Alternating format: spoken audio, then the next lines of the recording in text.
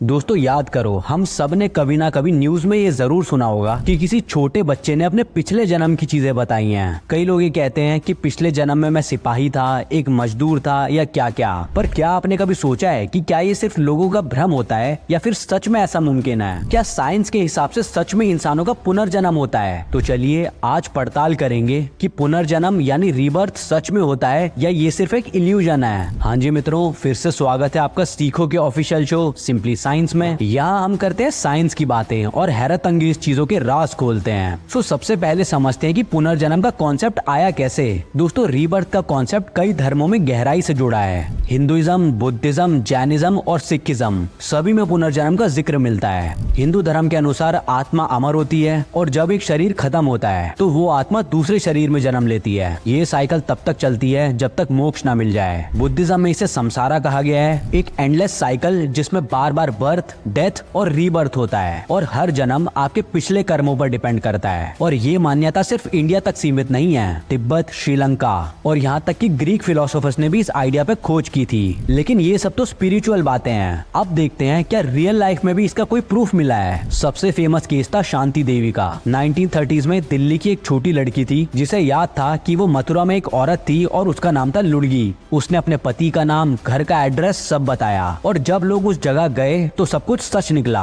University of Virginia के psychiatrist doctor Ian Stevenson ने 40 साल तक 3000 से ज्यादा केसेस डॉक्यूमेंट किए जहां बच्चों ने अपनी पास्ट लाइफ के बारे में बातें की थी। उन्होंने देखा कि बच्चे जनरली 2 से 6 साल की एज में अपनी पुरानी लाइफ याद करते हैं और डिटेल्स इतनी स्पेसिफिक होती हैं कि उन्हें इग्नोर करना मुश्किल हो जाता है। कुछ केसेस में तो उन बच्चों के शरीर पर पुरानी मौत के निशान जैसे गोलियों की चोट या बर्थ मार्क्स तक मैच हुए हैं। लेकिन असली सवाल उठता है, क्या ये सब रियल है? तो देखते हैं साइंस क्या कहता है। दोस्तों, साइंस पुनर्जन्म के कॉन्सेप्ट को जनरली रिजेक्ट करता है और इसका एक सिंपल रीजन है कि इसमें एम्पिरिकल एविडेंस की कमी यानी सॉलिड मेजरेबल प्रूफ नहीं होता। साइंस कहता है कि किसी भी क्लेम को तब तक एक्सेप्ट नहीं किया जा सकता जब तक उसे बार बार टेस्ट करके सेम रिजल्ट ना मिले। पुनर्जन्म के केसेस ज्यादातर एनेक्डोटल होते हैं, यानी किसी ने कुछ कहा या किसी बच्चे ने कुछ याद किया, लेकिन इन्हें साइंटिफिकली वेरीफाई नहीं किया जा सकता। साइकोलॉजिस्ट का मानना है कि ऐसी मेमोरी क्रिप्टोनिजिया या फॉल्स मेमोरी होती है जहाँ बच्चा अनजाने में किसी पुरानी बात को सुन के अपनी समझ लेता है। जब तक पुनर्जन्म को लेबोरेटरी कंडीशंस में रेप्लिकेट नहीं किया जा सकता, साइंस उसे सच नहीं मानेगी। और इसीलिए अभी के लिए तो फैक्ट यही है कि पुनर्जन्म सच नहीं होता। लेकिन रीबर्थ एक ऐसा कॉन्सेप्ट है जो साइंस और फेथ के बीच अटका हुआ है। आपका क्या मानना है? क्या पुनर्जन्म होता है? कमेंट्स में जरूर बताएं और ऐसे ही दिमाग हिलाने वाले टॉपिक्स के लिए सिंपली साइंस को फॉलो करें।